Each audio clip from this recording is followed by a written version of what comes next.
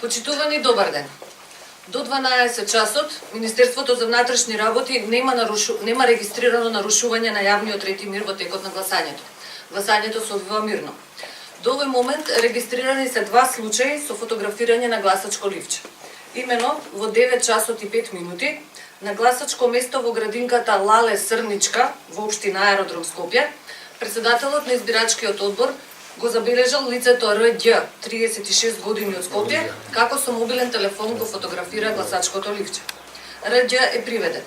По целосно документирање на случајот против него ќе биде поднесена соодветна пријава.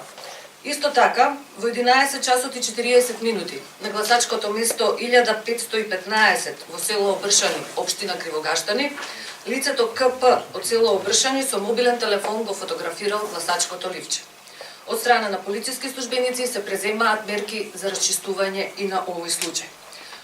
Утрово во 6 часот и 11 минути во секторот за внатрешни работи Скопје било пријавено дека на гласачкото место во основното училиште Дрита во село Рашче била оштетена влезната врата.